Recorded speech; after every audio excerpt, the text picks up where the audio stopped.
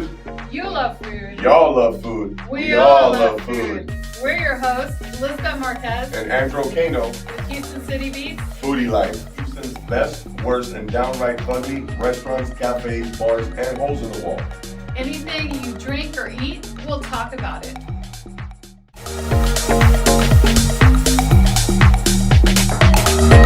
Let's do it. Did this happen? Hello, everybody. It's Are we live? We're live now. Yeah. You sure? 100%. I was talking, so I don't. Yeah, sorry. she's trying to take the focus away because she was eating already before we started the show. No, haven't started yet. So we'd like to thank everybody for tuning in again one more time here at Houston City Beat. I'm your host, Andrew Kano, and Elizabeth Marquez with Houston City Beat, Foodie Life. we have a special guest who came down quite a ways to be here with us, show some support for the show as well. He is a chef, well-renowned chef, Chef Von Moore, owner of Mare Voila, is that correct? Viola. Viola, Mare Viola. Close to it. So we're super happy to have him here with us today. He's brought a bunch of goodies, like what, Liz? Oh my gosh, like the biggest pralines you've ever seen in your whole These entire things life. are insane. Okay, like everything is bigger in Texas except pralines. But he brought them back. So Chef Moore came through these doors because We love these it. things are humongous. And he's got these like orange cranberry biscuits, which I love orange and cranberries. I don't think you could get any better than orange and cranberries. That is right. So what Yes. we're going to do is we're going to start off the show. We're going to dive in and get a little bit of research and background on our chef here that came to visit, and the differences between Cajun and Creole. 'Cause that's what the show is about, and we brought none other than an expert to let us know so we don't get it wrong. Yes, correct. And Houston City Beat, remember that you can find us at HoustonCityBeat.com under Foodie Life. You can also find us on Facebook, Instagram, TikTok, LinkedIn. Did I forget anything? I don't think so. When we first started, we only had Facebook. Now we Yeah. have all these things that we put the show on. Exactly. And Chef Moore, where can we find you on the socials? Uh-oh. Did I just get camera shot? Uh-oh. You can find Do me you at... need a biscuit? No. I need some sugar to wake me up. That will jog your mind for sure. You can find me at www.mereviolas.com. You can go on social. How do you spell that? MERE, Okay. V like Victor, IOLAS.com. Or you can go on Instagram at Mere Violas. Or you can go to Facebook at Mere Violas. Okay. And you'll find me there. Perfect. Perfect. So we're going to start firing some artillery over here. Let's start off with... Okay, tell us about you and how did you become the expert in Louisiana cuisine? Tell us about yourself a little bit, your background, where you're from. Big history. I was born in Lafayette, Louisiana. Pretty much grew up between Lafayette and Houston, Texas, Franklin. Mm-hmm. My mother's lineage dates all the way back to New Orleans from the 1700s. So her grandmother, Marie Jean Chalambert, was quite influential in terms of her standings in the Creole culture during that time period. So a lot of this trickled down. Okay. Mm-hmm. And I started really getting into the cooking based on my mom. Right on. Yeah. So as a little boy, she would put me up to the stove and show me how to do A, B, C, and D. And, I found a love for it. So later on, years, going forward, I got involved in banking, investment banking in New York City after going to school. Okay. And then found myself going back to my food, starting all over again. Interesting. Yeah. Okay. Yeah. With cake decorating, et cetera, et cetera. So. Now, this is not just any regular cake decorating. No. Okay, I've seen your works on Facebook. This is the kind of stuff you see on like cable TV, like that kind of stuff. Even more impressive, I was able to take a look at some of the pastries that you make and some of the cakes that you make. Incredible. I mean- they don't even look like cakes. They look like works of art. Yeah, I'm not They kidding. are. I'm remembering what I was looking at last night, and I'm getting chills, and I'm getting hungry.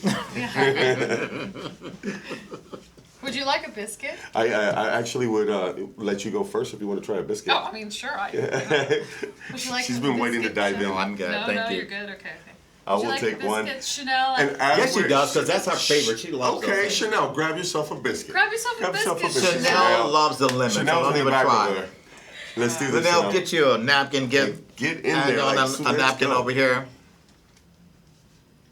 What is that? Oh my God! You can almost hear the heaven. Oh my gosh, those are so good. Can I go home now? Oh, They're so good. Oh my gosh. Would you pass me All one? right. I want to feel that way. No. But I don't want to go home. You have plenty. Now, I'll do me a let you favor. take Get them him a all. napkin. I'm And- kidding. okay. All right, so we're trying these. So this biscuit that we first got, Chef, tell us about what biscuit we're having now. The one that she's having is the orange cranberry blossom, and that's made with orange zest, orange juice, Real orange. orange, freshly squeezed, cranberry, and white chocolate morsels in it. This one here that he's showing you is the exact same one. Yeah. But he'll tell you about it once he bites into it and give you somewhat of the flavoring of it. What do you think? You know men don't cry, right? This is amazing. Wow. Wow, this is so good. So Thank what you. what Oh would my you God. accompany this with? Like I would Yeah, accompany it with teas and coffees. Coffee? With the orange cranberry, I would put it with Oh a, my God, a chamomile. A really good chamomile or a lemon tea or even a peppermint. Because it brings out the citrusy in it. Yeah. So I would pair it with that. In terms of a coffee, I would probably pair it with more or less something very mild, like a breakfast tea type coffee. Okay. Something on a medium level. Right Nothing on. too strong. The stronger coffees I would pair with the ginger molasses because it has that very, very gruntal, spicy taste to it. You know. ginger Yeah. molasses. Yeah. Cool. So as we're sitting here devouring these delicious biscuits, I wanted to ask you another question, Chef. Sure. Go ahead. I was reading something as well that you have some type of series or show called something Creole. We're going to be introducing the Creole Dining Series here in the Houston area. Well, tell us a little bit about that. Let me see. Where do I start? The Creole Dining Series is a mixture of traditional stories with signature dishes. So what we do is we create a signature dish behind family names and the history behind the Creole culture. And as you're sitting there dining, we introduce it, and then what we do is we tell you about it. So not only are you getting delicious food, but you're getting a story behind it. It's very interesting. So it's an experience. We're creating an experience, taking you back, all the way back, Okay. and telling you how these things came to be, and how I'm pulling back from those of old to bring something of new. Yeah. And when are That you is awesome. starting Yeah. these? I knew you were gonna like that. That's why I didn't tell you. I wanted him to No, tell I you. already knew. Oh, okay. Yeah. That's Well, awesome. We want to start doing that around the August period, you know, so that when things start calming down a little bit more now, so we can introduce that in there. So I'm working on getting venues established. Okay. And we'll give you the information once the venues have been settled on, and we can move forward with that. Okay, perfect. Well, we definitely want to be a part of that and share it with Oh, absolutely. with people that watch the Foodie Life, so they can come out and participate and enjoy in the experience. Absolutely. And they're going to, you know, like I said again, it's a 4-course type meal. And so I have a dessert that I specially creating for the series called the Creole Giselle. Okay, Ooh, nice. Creole Giselle. It just What sounds- is- It's how- going to how is remain a that? secret A secret. until you get there and see it. Oh, Okay. no. Well, I think we were gonna make that. We'll probably be there for sure. But it's definitely beautiful and it's delectable. Okay, beautiful and delectable. Yes. Wow, I'm so curious now. I've got to know what the But he's doing it the gazelle right is way gonna because be. he knows people like secrets, and they're gonna come to find out Yes. what the secret is. Find out. Yes. It's That's so what we're looking at. That is a done deal. We will definitely be there. We So- want to tantalize the expectation and Ooh. the imagination of every person. He already did it with just his food, and this is just the first biscuit we're on. It's called mild culinary seduction. Oh Ooh, yeah, I love that. I'm gonna use that. I love that. Absolutely. So when you were in New York, that's when you developed your passion for cooking. Is that correct? Well, it was developed here in Houston, Okay. but it took a course of its own in New York. Okay. Okay. So in New York, did you open up a restaurant? Did you? We leave the had a catering financial business up world? there, and we Okay. were doing not only just catering, but we were doing things on a celebrity level as well as a local politician level as well. So Oh, wow. I've worked with people like oh my God, Daniel Craig. We did something special for them. Okay. Tamarind Hall, Marcus Samuelson Okay. from the famous Red Rooster restaurant. Yeah. I've worked with Chef DePratt, who is a very renowned chef, along with the VCA Global, Harboring Hearts Foundation, which is a really good non-for-profit organization in New York City that brings me in every year to do their Nice. dessert. Okay. Wow. Okay. So, and tell us about your experience with Obama. Oh my Here God! it is. I told you. I told you. That was crazy. That was not a Yeah. fit. It came like a complete shock to me, and I took about 3 weeks to work upon getting everything done, which was crazy. No.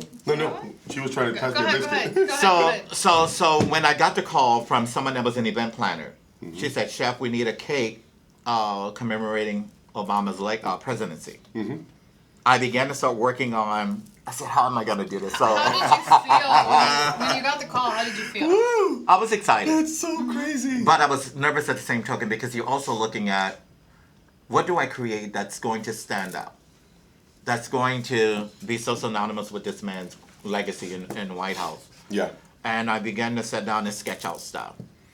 Each one of the figurines that from him to Michelle Obama that I created out of sugar, I handcrafted.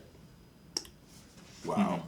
So it was over a process. It took me about a week or so to do everything and then make the desk. And then when I got to DC, I went on and did the entire cake. But it was monumental. Wow. You know, to say the least. Yeah, we saw the video. It was pretty impressive, to say the least. It was amazing, and that I did tell some of our viewers about it. I had a couple of DMs. Hey, what did he do? Where can we find us? Like, just hold on, tune into the show. He's gonna tell you, and I bet they're looking now. Yeah. Can I just say What is something this? about this? Sure, please do. I know this is a lemon biscuit, right? When you bite into it, it tastes like you're biting into a lemon cake. Right? That's It's good. Thank you. moist on the inside. Thank you. It's you have this like burst of lemon goodness. Yes. And it has a really nice crumble. Oh, I love it. Yeah. Lemon biscuit. I What love it, would I love we it. what would we pair with a lemon biscuit? Pizza. No, I'm kidding. I would do like a nice Pinot Grigio. A Pinot Gris? Oh, Yes, that I would would go do well, definitely yes. Pinot. It would also go good with like a sparkling. I would say like a mimosa. Okay. A little Okay, champagne little mimosa in the champagne break. mimosa. Yes, sir. Okay. And also with teas. Okay. Lemon I can tea. see some breakfast tea or that. Earl Grey, maybe. Oh, great. Yeah. Okay. To bring out the essence of that citrus again. Okay. So we want to make sure that we can ask you all these questions because a lot of people wanted to know. So we got questions that we wanted to ask, questions that some of the viewers were going to Sure, ask. sure. So, explain to us here the difference between the two styles of cuisine. You have Creole and you have Cajun. Let's start with the roots first. What are the differences? What makes what? We like to refer to Creole as city, developed in the New Orleans region.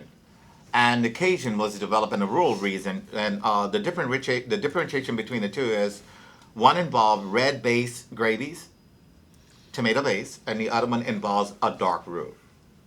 Okay. So just roux. But in Louisiana, in the, let me see, I'm just trying to Sure, no worries. unfreeze my brain here.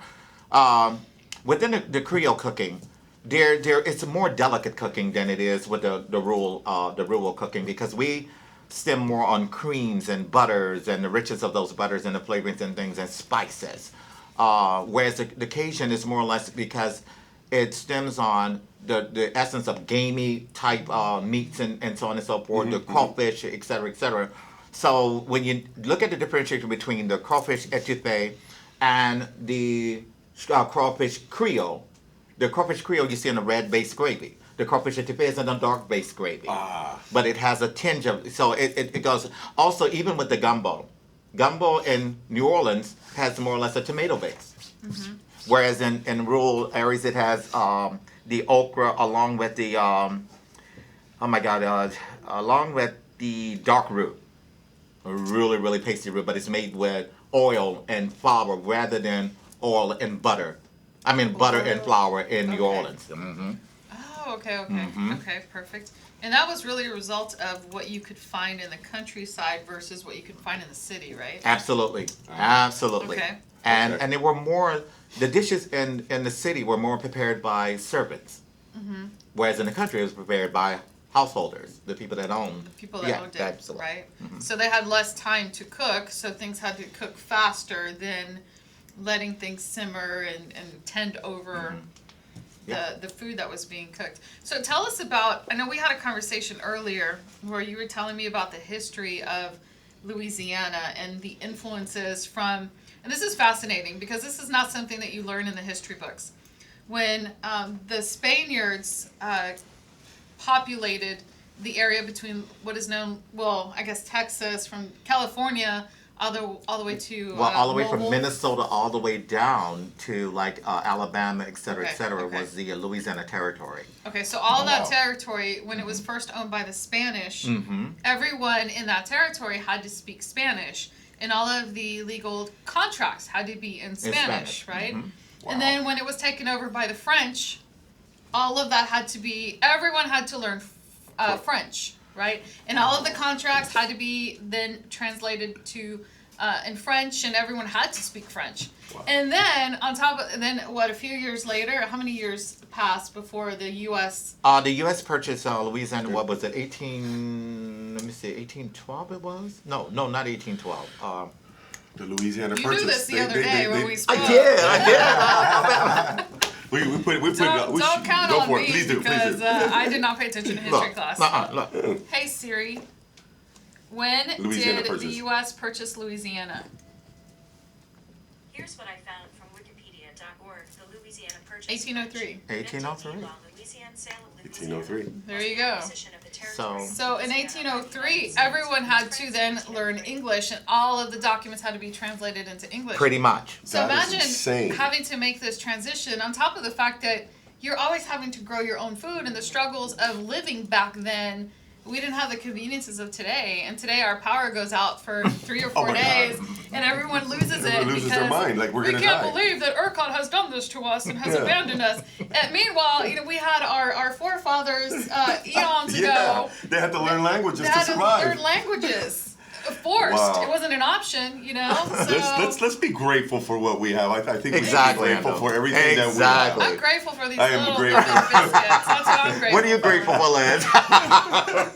I am so grateful The right now. living biscuits. When you get tell stories like that and you start to get into it, like it gets emotional, like to really think back the things that we complain about now, and if you really think about the things that all of our ancestors Absolutely. had to go through, there's no. And I know it's just because it has the times, but really, we shouldn't complain. We should be grateful. Absolutely. We should be grateful for what we have. Absolutely. We should Yeah. be grateful. So tell us about, I love the history of your family and that you're able to Oh. trace your family history. Yes. So I'm originally from Cuba, and Ooh. so I can't trace my family history. Yes, you can. Well, it's a little more complicated. Communism and all makes things a Oh, little God. more difficult. But I think it's fascinating that you've been able to trace your family lineage Yes. generations and generations ago. Yes. And I think that weaves into the magic that you work Absolutely. on the stove and in the mixing bowls and everything that you do to create these beautiful works of culinary arts, Yeah. Boom. right? Absolutely. Yeah. So would you like to share drop some of the family names, Get some because family names Oh. in here. Let's talk the names about fam. are yes. Beginning with my fifth removed great grandmother, whose name was Marie Jeanne Chalambert Lavigne. Love it. Speak more French to me. Go ahead. Oh, tu pas penser. Ooh. Tu pas penser. Yes, I don't know what you just said, but keep saying Keep it. saying it. Just keep talking. Je pas penser. Ooh. So with her, she was born in 1768. 1768. And she was a free woman of color during that time period who, by 1803, had amassed a whole lot of real estate in New Orleans herself, in the Louisiana Territory, in St. Mary communities, Faubourg Treme community, and also St. Marigny. And she, how to say, she had about 12 or 13 children from my grandfather. 12 or 13 Yes. children. Yes. Wow. And my grandfather died in 1816, but he fought in the 1812 American War. So this would be your great. That's my great- fifth removed great grandfather, Fifth removed. Joseph Lavinia, Okay. Alexander Lavinia. And when he died, it was his will, all of his children were listed and inherited from their father's estate. And it further drove me to the fact of what my grandmother had, because she also inherited property from him, and it increased her wealth earnings. So wow. by the time she died, she had amassed over $30,000 in wealth and assets and everything. So $30,000. $32,000 back then in was 1848 when she died. How many millions of dollars today? I would probably say it's probably on the borderline of Two? close to like $2 or $3 million Yeah, in I would today's say time. you're right, right Yeah. around 2 or 3. So she lived a very lavish lifestyle. Even in her succession, all of her stuff was listed. Oh, Her wow. clothing, her furniture, everything was listed in there. Oh, wow. Yeah. Beautiful. That is amazing. Yeah. So That's got to bring you some bit of a little bit of comfort that you can trace your family that it does, because it also ties me into the likes of Norbert Wielia, who was the famous inventor. Oh. Okay. Yeah, What do you mean? What do he you mean? invented the evaporation pan that went under the sugar mill, the boiler. Okay. The To sugar separate, mill. exactly. Oh, look And at that. his father, Vincent Wielia, took up with a free woman of color named Constanza Vivant. Constanza Yvonne. Vivant. That's such a. And from that beautiful union, name. it produced several children after his first wife died. And Uncle Vincent sent Norbert to school in France. He sent him to a very well-to-do math school, and because he studied math and science. And he came back and worked and created that for his father, and then went back to Paris, where he died. Wow. I'm also a distant cousin to Edgar Degas, the famous French impressionist. Yes. Mhm. The French Impressionist. So now you can see where the art comes from. Yes, Yes, we're the starting to make a creativity. collection. Yeah. Which has got to be amazing. And like I said, when you find out about these things, and then you can kind of, okay, so it is in the blood sometimes. Absolutely. It really It is. is in the DNA. It's in the bloodline. Yep, absolutely. No matter how you look at it. We are going to go to a commercial break, and we will be right back. Be back.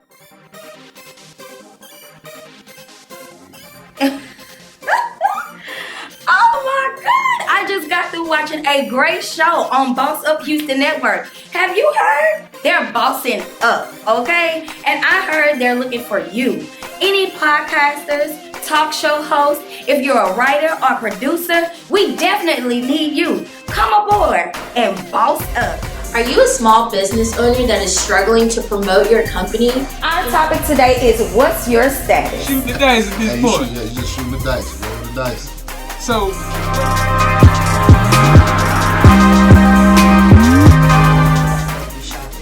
Yes. Hey, how y'all doing? It's attorneys. Victoria Blanco. I love it. Imagine being televised on a national platform. How about being a host or sponsor on a syndicated podcast? Or being featured on exclusive promotions and interview for your product to your ideal customer? Hi, I'm Kayla Sneed, and I'm head of sales with Boss Up Houston. And here at Boss Up, we like to help small business owners and entrepreneurs advertise, promote, or become a sponsor for one of our television, podcast, or radio shows. All you have to do is click the link down below to see if you qualify. I'll be seeing you soon. This is Boss Up Houston, where we look up, stay up, and boss up.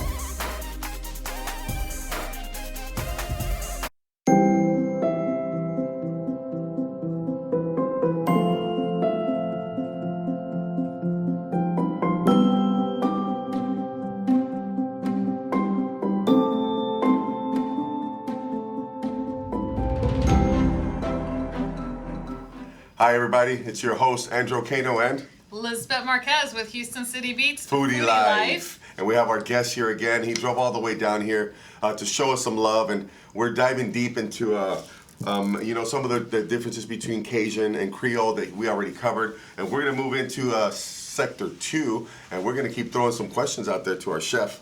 So let's talk about okra.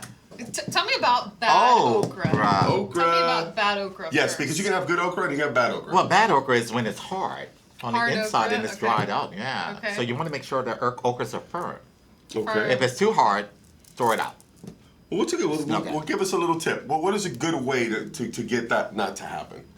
Why does that happen? It depends on the vine and the stem from which it comes from. If it's over ripened, it gets hard. It has a tendency to get hard. But when you pick okra, you always want to check the firmness of it.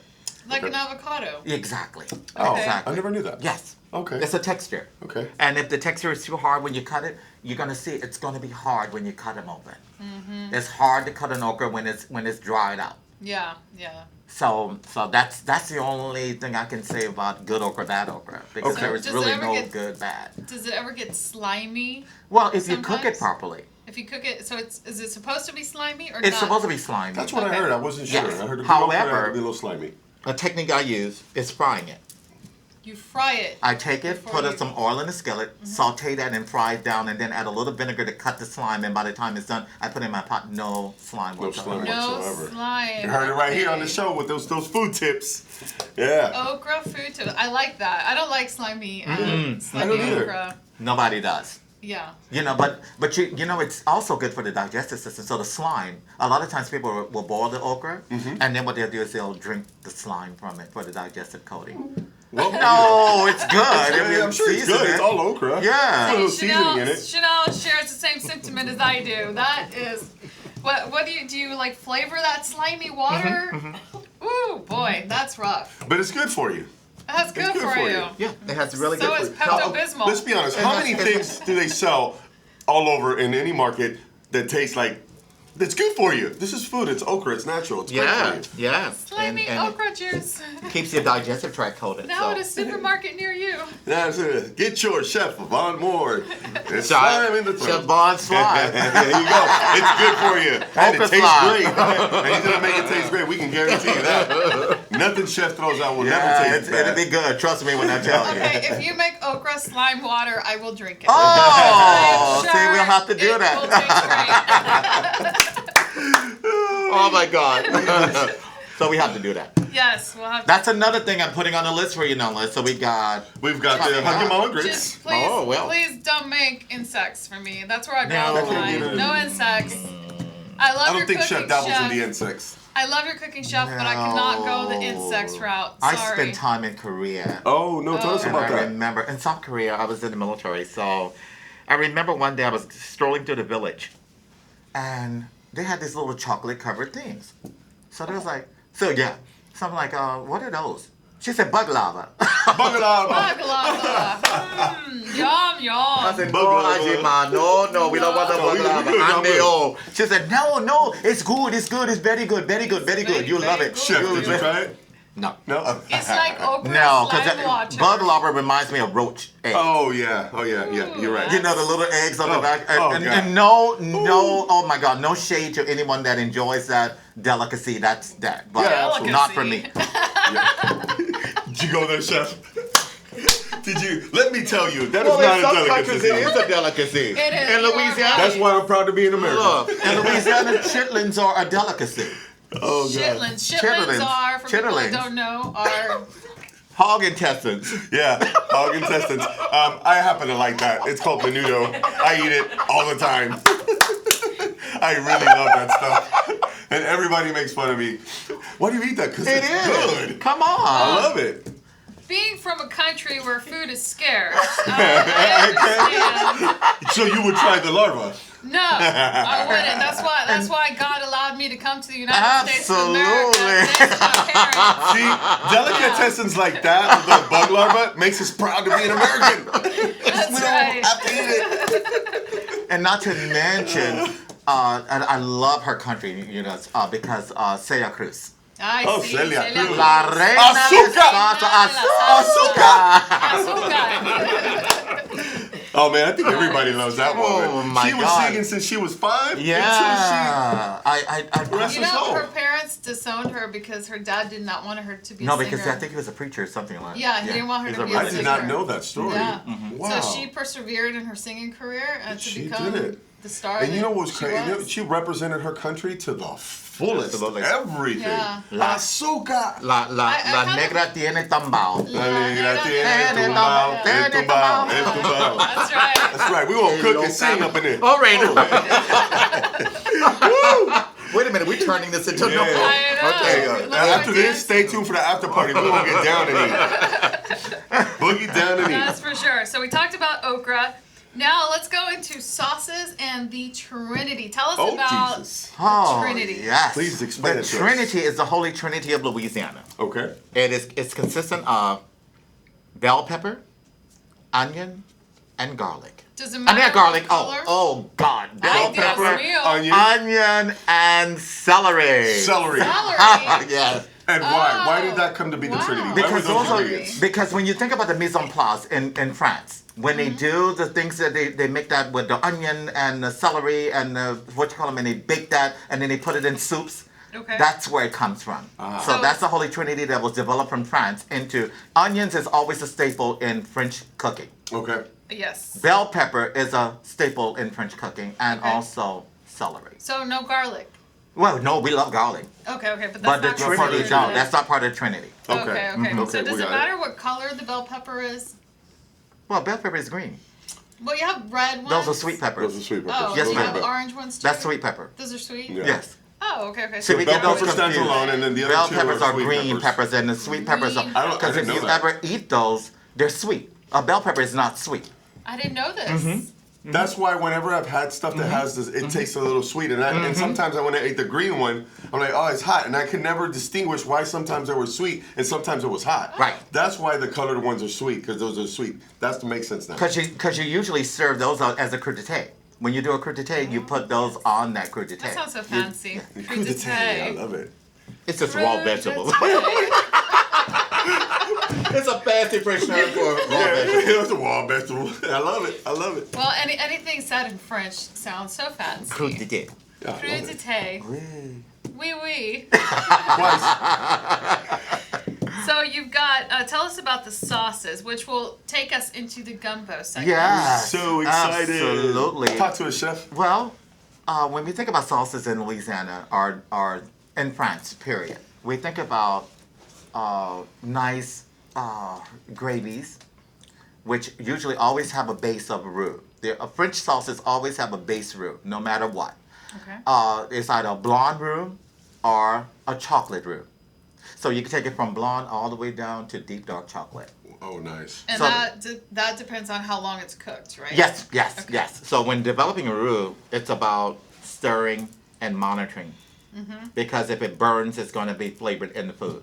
Yes. So you have to make sure that that flour and that oil doesn't burn. Yes. With that, which And that's what gives that you your flavoring, That yes. gives that constant. That's Yes, what they're always spinning yes. it, turning it. Yes, and when we do blonde roux, it's usually for soups and consommes. So if we do a blonde roux, Okay. yeah, exactly. So what's a I'm just consomme? repeating every French word yeah, you there's say. some people I'm that sorry. don't- Oh, come on, guys. What's A a consomme? consomme. Consomme. Let's ask Siri. Siri, what is a consomme? Consomme. Hey, And then, Siri. and then we'll elaborate a little bit more Okay, on cool. Hey Siri. What is a consomme? In cooking, a consomme is a type of clear soup made from richly flavored stock. Okay. Or broth Okay. that has been clarified, a process that uses egg whites to remove fat and sediment. That sounds very, very complicated. Yeah. So I'm gonna go to it's a school broth. for 6 months just to make consomme. It's a broth. Yes, it's a broth. So we Shut so up, Siri. so we may Shut up, take Siri. we may take beef bones Okay. Okay. and boil it all the way down to where the marrow is seeping out of the bones and it becomes a broth, a beef broth or a chicken Oh, broth. wow. Okay. So So the that's a consomme, consomme. but then with that consomme we can always add cream to it and make it creamy consomme. Oh. Oh, Or we wow. can add tomato juice to it and it becomes a tomato consomme. Oh wow. So the Okay. base is the broth itself. Master Chef. Right No, I told you he was Yeah, good. yeah. I'm just So- hoping That's I'm awesome. I didn't know what it, you know, wow. and it's crazy because all Latin American countries, they have a lot of consomme. I never knew what it was. Consomme. Because now they sell it. It's called Nours. My mom buys a cheap. It's called Nours. Got a little thing consomme, and I never knew what it was. And it's just like you get the powder and put it in there. It's like, what is that? Because if I really made consomme, it would take forever. Absolutely. Oh, Yes. It would take Labor forever. of love. Okay. But it's not, it doesn't taste the same as Absolutely the consomme not. that I'm you sure that make it doesn't. yourself. Right? Absolutely not. Okay. Nothing store-bought is. Okay. Ever. Never going to be that way. Never equivalent to what you do homemade. Right on. Okay. So what is your favorite type of sauce? Yeah. What is chef like? What do you like, chef? I really like a nice creamy. My favorite sauce to use would be a really good creamy type of roux. Creamy type Yeah, of so I'll do a roux. blonde, and then I'll take it and add my seasoning and stuff to it, and let it cook down a little bit, and then add cream to it, because you can always add seafood, you can add whatever in it. So it's like always almost making a bisque. You know, when you're doing a lobster or shrimp bisque, you always go to that back to that foundation of it. Bisque sounds a lot like biscuits. Bisque, B-I-S-Q-U-E. Bisque. Bisque. I know, but it sounds a lot like biscuits that are over here. So- Calling my name. So, Chef, I've been in the restaurant industry for almost 30 years now. Yes, and sir. I know a lot. I got not really great friends, but I know a lot of chefs, and some of them are chefs that I still talk to now. And I always ask them the same question: Go. where would you? What's one of the best places? Sorry, where would you go on a romantic date? Where would you go eat? Some place here in Houston that you know, or anywhere in the world. Where would you go to eat? And tell us why. His kitchen. Ah. I haven't never heard that response. You know, but where would you go? I'm with Liz on that one. You know, I pretty much savored various foods from different people Okay. at different restaurants, but it's hard to really say unless you're talking about something that is consistent. A lot of times, restaurants are not consistent because they hire chefs and they bring in, they borrow one. So it's about the consistency of it. So Okay. I would say the only one that I can really rely on consistency would be me. That's so. So if I had a romantic date, it would be you. I would literally get in my kitchen, prepare everything, I will. Guaranteed success that set evening. the table up. You better know it. So just for the record, I asked that Right question there. before, and I still remember two responses from two chefs that said the same thing. So Steph Chavarria from I forget what his restaurant is. Yes, he sir. told me the same Yes, thing. sir. I would have to go into my kitchen Yes. and prep it. And Steve Hogue, which is another friend of mine that worked at Del Frisco's, he's a chef. Yes. He opened up his own place because he Yes. said he would also cook Yeah. for himself. Yeah. But if I had an option, I would probably choose a friend of mine who's in New York named Rafael Benavides. Okay. He purchased the new Minton's restaurant in New York City, and he's an amazing grill guy. Though he doesn't do grilling, he's amazing at it. And Rafael is from Argentina, so Okay. you can only imagine the grilling aspect of that. Oh, yes. And all Argentinians Yeah. per se could grill really well. Yeah, so Really well. I love his stuff. Okay. You know, Okay. shout out to you. That's what we do. That is perfect. Yeah, Rafael. So how long does it take for you to make gumbo? Oh, I love gumbo. And gumbo would be considered Creole, correct? Creole and Cajun. Creole and Depends Cajun. on how you make Depending it. on how, if it's tomatoes in it, it's Creole. Ah, See, I'm paying attention, chef. Right, okay. Bonus points. Yeah, it's- you did. Do I get another biscuit for that? Yes, you do. Oh, Get you all one. right. Get you one. So that's the difference between the two. Okay. But flavoring wise, it's the same. They're pretty much the same. Filet powder versus okra. Okay. Okra is the essential component of gumbo because gumbo means okra. Gumbo means, means okra. So tell us about the history of gumbo. This is fascinating. I'm ready. I'm ready. Gumbo. First of all, filet powder comes from the Choctaw Indian. Choctaw Indian. Yes, the Choctaw. Filet powder. Yeah, the What is filet. Filet is Filet. it's made from the sassafras plant, and it's crushed Filet. till Okay. it becomes a powder. And what it does, it thickens your gumbo. It's a little mossy green type looking powder. Is that something that you can buy at any store? Okay. Yeah, okay. you can buy At any filet store. filet powder at any store. Filet. Gotcha. P-I-L-E? No, filet. F-I-L-E. F-I-L-E. With an Filet. accent aigu. Oh, to the Aigu. accent, the E. Yeah. Okay. Accent aigu on the end. And the okra, before they created the filet powder, before the Choctaw developed and pushed that into the culture, the Africans had the okra, which thickened the gumbo. Okay. Okay. Okay. So in Africa, they grew okra in Africa, right? Mm-hmm. So when the Africans came here, to Right. the When they were brought to the States, States, they brought that part of their culture with them. so they brought the okra seeds. Probably so. Yeah. Probably, I'm assuming right? they did. And okra's really heavy in Louisiana. I've gone to Louisiana a few times, and every restaurant that I went to, they serve Absolutely. okra. They serve Yeah. any restaurant I went. Absolutely. Okra is always on the menu. Yeah. Okay, so the seeds were brought in, or maybe the plants, or I mean that was a very long voyage. But when you think about the actual what they went through Right. and Right. what they brought with them, Right. and even when you look at the religion and how all of that, I mean, it's Well, we have to think about It's it too in- it's incredible. because during the transatlantic slave thing, Africans were not brought directly to the United States. They were brought to the islands. to the islands. Yeah, and the islands of Hispaniola and to the Caribbean island, they were dropped off there. They were trained there most of the time and taught the aspects of sugar, rice growing, tobacco growing, and then sent them to the colonies in the United States where they were purchased here. There were only several times that they were brought directly into the United States in Virginia and down in South Carolina at those ports, but coming directly here now. Oh, okay. So it was a few of them that but then there was a mass obliteration of them coming in at certain times. Yeah. Okay. Yeah. Okay. This is why when you look at the islands of like Venezuela, Brazil, Puerto Rico, Cuba, all of these different places, you see the tracks of those in there. Because I have family members that lived in Mexico and in Cuba back in the 1800s. Yeah. Yeah. Yeah. Yeah. It was a very brutal time in human history. Yeah. Did you know that there were no Indians in Cuba? Because they were probably all killed off. They were all killed Yeah, off. Can yeah, you imagine? yeah, That's just the yeah, brutality of Yeah, absolutely. Definitely Absolutely. some difficult times in the human era all through. Right. It was definitely So let's talk about food. Yeah. Wah, wah. Yeah. Yeah. So, okay, this is something I'm really, really passionate about. There is nothing worse than when you go to order shrimp and grits, and the grits come out with absolutely no flavor, and it's the most disappointing thing you've ever experienced in your whole life. Chef, we have had that happen to her at least Yes. twice. Yes. Twice. So tell me about. I heard about that. Oh my god. Yes, I told you about this. Yeah. So tell me about grits. What should be the philosophy behind, or the practice of making really great grits? The factor of making really good grits is to make sure they don't dry out. The only way they don't dry is you have to have fat in them. Fat is usually with butter, but if you want to take a top notch upward, you take it and you add cream to it, heavy cream, which keeps your grits creamier.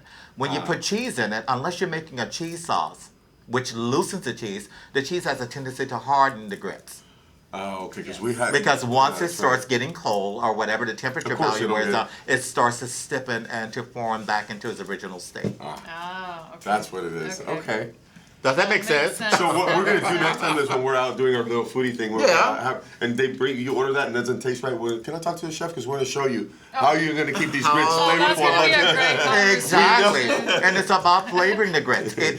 Grits are just basically salt. You just add enough salt in it just to Salt. give it just like Yes. rice. Yeah. It's a grain. Yes. You don't have to have a whole lot, but just so it can pull away from the blandness of it. Because when you're doing the shrimp and grits, your broth is what flavors the grits. Ah, there you go. Right there. The broth's what flavors the The grits. broth, the what? Your consommé or your you put- sauce. Broth. Okay. That's right. Whether it's a consommé or a sauce, it's going to Perfect. flavor the grits. Okay. Okay. There you have it.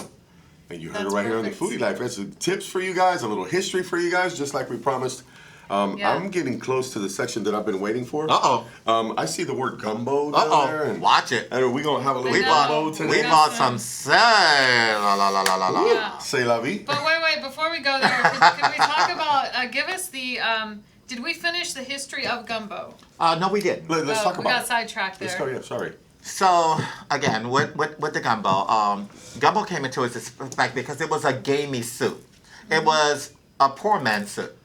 Okay. You took everything that you can have in that meat stock for that day, and you put it in that pot. You have fresh chicken, yard chicken, and sausage or whatever you put in there, and that what was in your gumbo. Over the time, gumbo took on a whole different image, because now the palates of the rich loved it. Uh-huh. And so they Yeah. push it to a whole nother level. This is where you come with the New Orleans version of it. I've had some really Because great it's gumbo. more sophisticated and more refined. Yeah. Versus the Southern with all of the game and whatever they had for meat, Just they threw threw it it in in the there. gumbo. Just threw in the gumbo. Exactly. Yeah. Exactly. Yeah. Okay. So what I have for you guys today is a version of the chicken sausage with shrimp and bits of crab meat in it, Oh my which is God. absolutely amazing. Oh my God. Wow. It's I can't amazing. wait. It's amazing. I need to. Okay. Yeah, I'm gonna have a moment. I lost my shoes. I don't know what's going on. I don't know what happened to my shoes. Ooh, I'm just waiting for the gumbo. Make sure you lost loosen my your belt. shoes. Jeez. So on that note, we're gonna go to commercial break so we can get all the stuff ready for the taste testing. Good. Boom. Yeah. Boom, boom, boom. All right. Cool.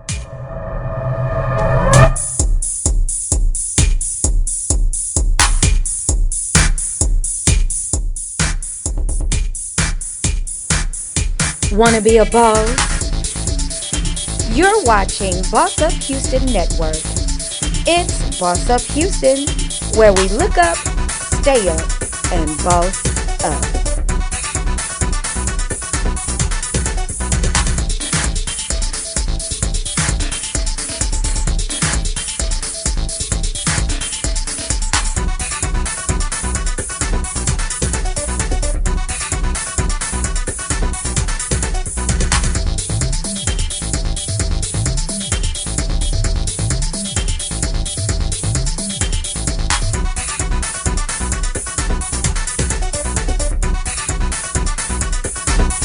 Maridate, Houston's first private social club for couples.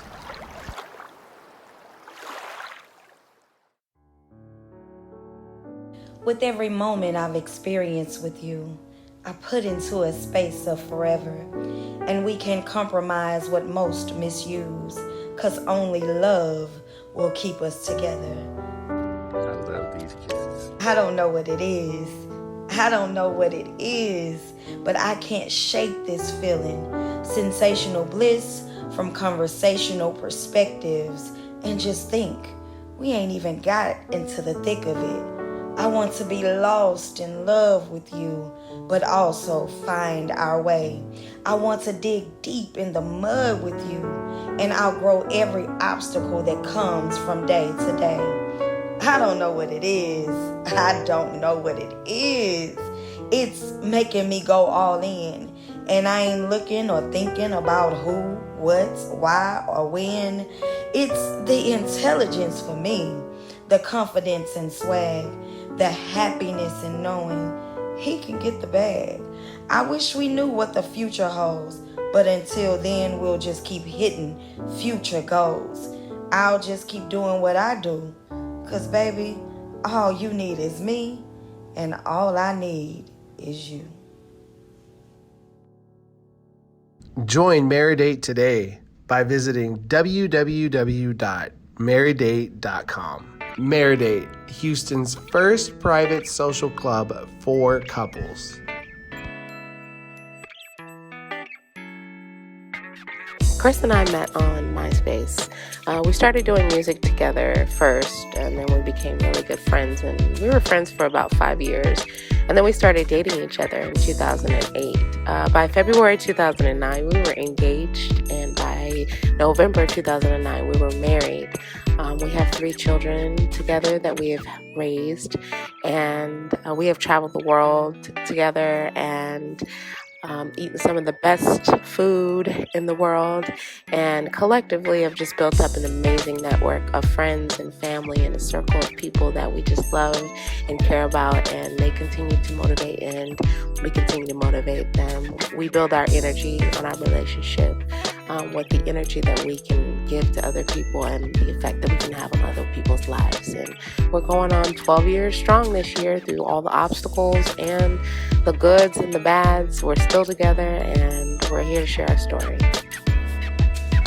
Join Maridate today by visiting www.maridate.com. I'm loving it. I love it. One. She is all Hey everybody, this is Elizabeth Marquez with Houston City Beat and Androcano and her foodie life. Ooh, whoa! I just got hit by some gumbo aroma. Ooh, whoa! It's almost as good as slap your mama grits or hug your mama Slap your grits. mama grits. No. It's hug your mama. It's hug your mama. Hug your mama grits. You can make them spicy. Hold on, we making recipes No. here. Let me tell you. And that's called slap your mama grits. No. No mama out there likes to be slapped. Okay. So that's why it needs to be hug your mama grits. Hug your mama. Okay, we'll hug your mama grits. No, slap your No mama. mama likes to be slapped. I know if I get slapped. Well, that's what I'm saying. You It's better spicy, run. right? You gonna get spicy and mad, right? No. You better run. You don't want to slap mama unless you want to get slapped. No. I don't want no That's trouble. right. I don't want no trouble. That is right. So Chef's prepared some gumbo for us back there. We don't know if he can catch him or not, but he's getting it going. And we're super excited to have him here. We're going to talk about the gumbo, what he puts in his gumbo, what makes his gumbo different than other gumbos, and what else are we going to talk about? Can we have a gumbo party? It's a gumbo party. It's a gumbo party. It's a gumbo party. It's at my house. Gumbo. Gumbo. We do it all here at Houston City Beach. So No, I'm being serious. I want to have a gumbo party. I know you are. Yeah. She really wants a gumbo party. I think a gumbo party would be amazing. Oh, look, you brought a good helping too. Oh God. my Jeez. goodness. Oh, you Lord know how we have do it mercy. in Louisiana. Oh, wow. When we come strong. Heavens, you know? yes. We do not come in slack. Oh, wow. Oh, do you want me to help you? Yeah, just put that Here, in there. okay. Here, I got it. Take this one out. Get that one out. Okay. Yeah, this is nice and hot. Wee, man. So, Man, I really how many wish I could minutes? come. 2 minutes? Ooh, ooh. Oh my goodness. I'm gonna call my mom. Look at here. Call my mom. Oh my god. Oh. I'm gonna take some Take some pictures. pictures. I was about to tell you to take pictures. Please. Take some pictures. Oh Lord. Please take pictures. Help us. Oh my goodness. Jesus. Put a seat up for me. I'm coming home. Wow. That chef in there. Look at chef. Ooh-wee. This is too bad y'all can't be here. That's what I just said. I know. Oh my God. So we're working on a gumbo party. They're missing a treat. I know. We're so excited. Wow. Hey, let's take a picture of Miss Chanel over there. Chanel? Yes. There it is. Boom, boom. We're gonna tag you in the post too, girl. So whenever you're ready to do some makeup, we'll tag you with makeup and all that stuff for you. I might come with a New thing? Oh, she might have her own show. I'm working on it. Here, I'm gonna take a picture of you guys so y'all don't feel left out. Oh. Take a picture of the camera. All right, I love guys. this. So I we're love on. this. Give me just a minute. Oh, you were fantastic, chef. Oh. Wow. You're good, chef. This is gonna be exceptional. Yes, So, it do you have any is. questions in the research that you did about Louisiana cuisine that you would like to ask? In the research that I did about Louisiana cuisine that I would like to ask, we covered a lot of the stuff. I have them on there for you.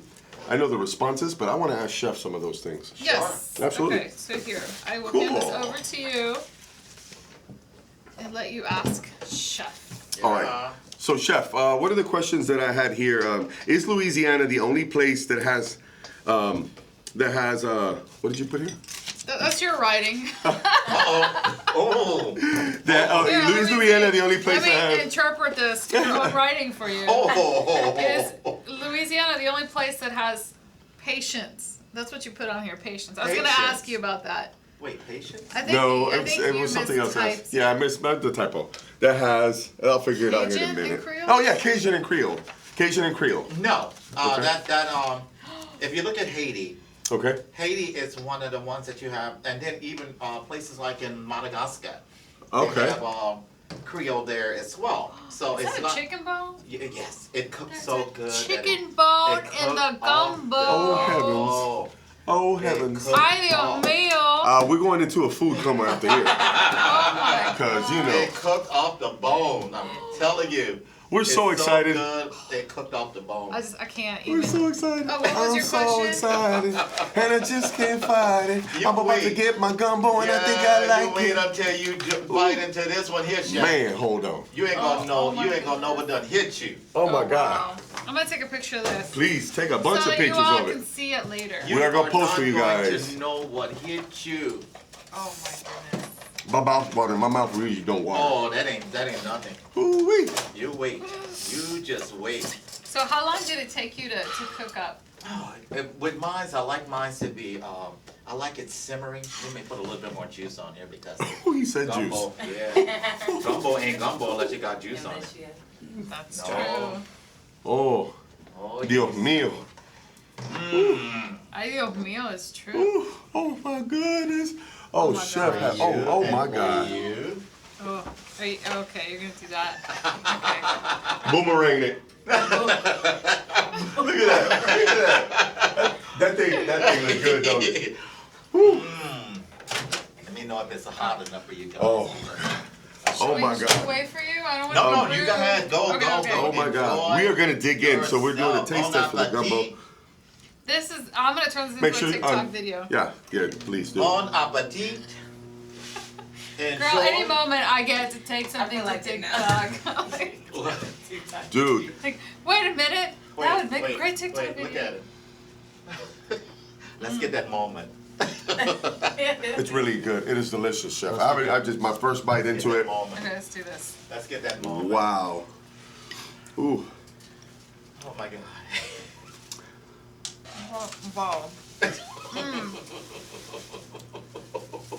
This shrimp, I can't even, I've never tasted shrimp like this before. Like, usually when you eat shrimp, it's a little bit tough. No, ma'am. Like No, this ma'am. shrimp, It's not overcooked. it just falls apart in your mouth. What are you doing over there, man? Man, you know what? I'm sorry, but I can't talk right now. Oh my God. I'm eating right now. I'll tell you all about it when my experience is done. Whew. I'm telling you guys, it's a culinary experience. Oh my goodness. There's like real I'm chicken sorry in that y'all here. watching us eat, but it's really good, I promise. Oh my gosh. Oh, chef. I told you guys, you were in for a treat. There's like real chicken. Like there's a chicken bone in my gumbo. Yes, it is. No, we don't use no. Chef. We straight up goodness. use the real deal. We don't skimp on nothing. We don't skip on anything. Wow.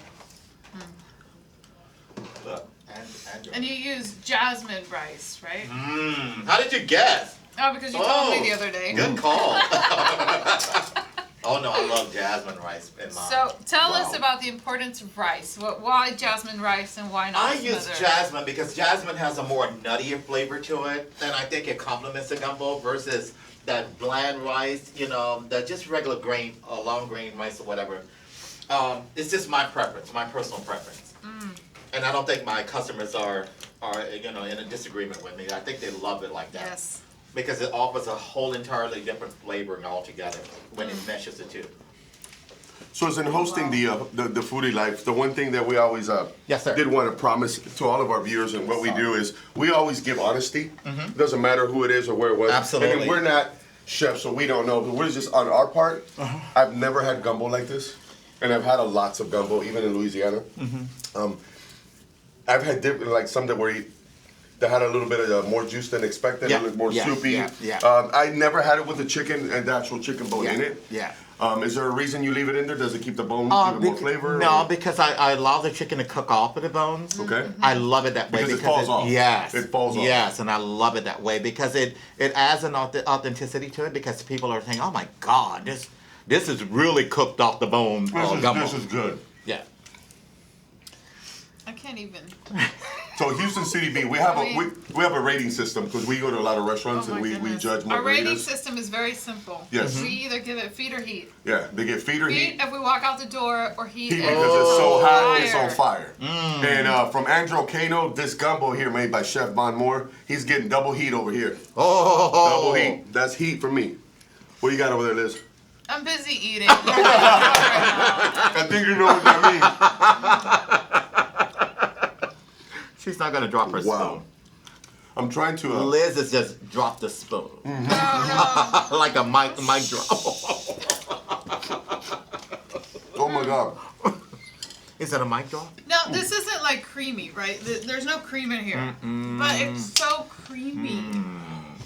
How can I explain that? Does that make sense? Well, the creamy. Okay, remember the difference again. Yes, one more time. In New Orleans, Yes. like the Creole gumbo, it's a little bit more waterier, but in the rural areas, it's more soupier. So it's more like a soup. Okay. But you can make it whichever way you want to do it. I just prefer, because I could add more juice to it just to have all of that on there. But I prefer to have it where the rice soaks up all of that, and then just makes it even better. Makes your toes curl. Yeah. Oh my God. It's like It really a does. really good comfort food. Oh my gosh. Where you just sit down. Yes, it's so delicious. You should sell these like at like and I can't even talk. Oh, I used to do gumbo baskets in New York. I used to have Gumbo baskets. Yeah, I would have 10 gallons of gumbo, 20 gallons of gumbo with beignets and everything in the baskets for seasons like Mardi Gras season or whatever. Yeah. Huh. Maybe you could bring that back. Yeah. So absolutely. So this is just a question I'm asking. Do you have an actual restaurant? Right now we don't. We're working on our food trailer here in Houston area. I'm also looking at some space for a possible bakery in the Sugar Land area, so we're going to be going out there. We're running out of time. Yes, and I also do private catering, just in case you guys wanted to do that. So we do offer private chefing and catering, so they can Private always contact chef, me catering, okay. via the 917-402-1243 number. Okay. How much time do we got? Because I got a couple more questions. It's already 12 o'clock. Oh, We're is out it? of time. Oh, okay. Isn't that crazy? Yes. But they haven't told us to stop, so let's just keep going because this party is hot. Yeah, we're still going. I mean, it's hot. extended release right here. It's hot. It's hot. It is. It is. So he is actually living in Mount Bellevue. Is that correct? Mount Bellevue, but no. He is going to be starting the food trailer. The food trailer. Wait, when are you coming? Like next week? We want to know. And can I get a GPS locator on your truck? You guys will definitely be the first one to know with the release and everything. When we do our launch, you will be there on the site. Okay. On site, yes, my special guest. We will be there, and we will probably see if we can broadcast a show from there live, or we'll just do a networking event. Oh my gosh. We are going to have a full second line dance and everything at the opening. Okay, that sounds amazing. I love that. Did you say line dancing? Mm-hmm. You said line dancing. Chef, do you line dance? The second line. When you go to the bump. Okay. Bump. Bump. Bump. Bump. You'll catch me in the eating line. So yes. We love this. Hey, we want to thank everybody for coming out and visiting, watching the show. We really appreciate Chef Von Moore here from Mayor Viola. That's me. Mayor Viola. He's doing some things here in Houston. We will keep all of you guys posted, let you know where he's at. As soon as we know, you guys will know. Oh, wait. We gotta talk about pralines. This is really important. Look at the size of these things. This is like unconstitutional or something. Like, this is ridiculous. Yeah, that's almost illegal. Have you ever seen a praline of this? That's illegal. Never, right? That's illegal. You get arrested for carrying that thing in your pocket. You know why? Because it looks like it's on steroids. Break it. Oh, my goodness. It's all pecans. It's nutty. This is very unconventional, but I'm gonna eat the praline in the middle of the gumbo. What? Hold on, let me get a little bit. Oh, no, now he wants to share. Oh, no, I do. Get your own praline. Okay. Oh, my God. Is it, like, amazing? Oh, my God. You never heard anything like it. Pecans. And those are what we used to do as an after dinner dessert. That's what that was for. You know what? This is an aphrodisiac right here. Yeah, it's called crack on Louisiana crack. Louisiana crack right here. Wow. Oh, my goodness. Oh, you make these from scratch, right? I do. It takes a process of about almost an hour to do I feel guilty now. I don't know why. I know. Good. I know. I'll do it all over again You're twice. at a party, and that's what we were here to do. Party. Party people. You know why I This feel is a pool guilty? party. Because this is so good. Like, should we be eating food this good? I'm being serious. You know what? That's why we started a food show. You got a lot of kick it. I appreciate you guys. Thank you. This is, oh my gosh. I can't even tell you how. It's good. It's good. You need to bring this food back to Houston. This is We are. really important. We are. This is the reason why we're looking at the spaces now. So. All right, we do go out a lot to try as much food as we can, pastries and everything. We've never had pastries like that before.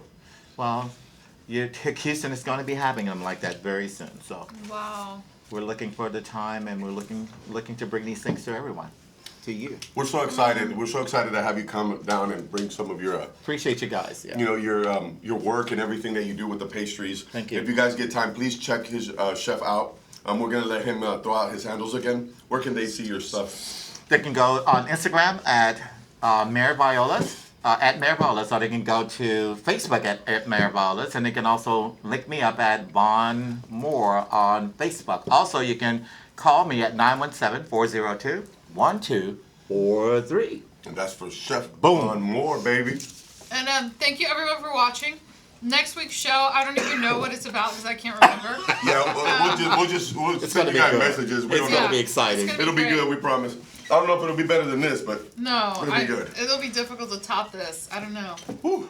But thank you so much for watching. Thank you, guys. Have an awesome Tuesday. Yes, as we're doing right here, as you can see. I'm about to cry, like I'm serious. It's really good. Oh, it is. Take care, guys. Bye, guys. Thank you. Tasty Tuesday. Hey, I love it. Tuesday. Tasty Tuesday, Liz. You're on it. Yes. Love it, Liz.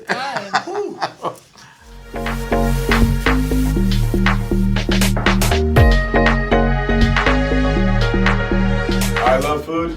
You love food. Y'all love food. We all love food.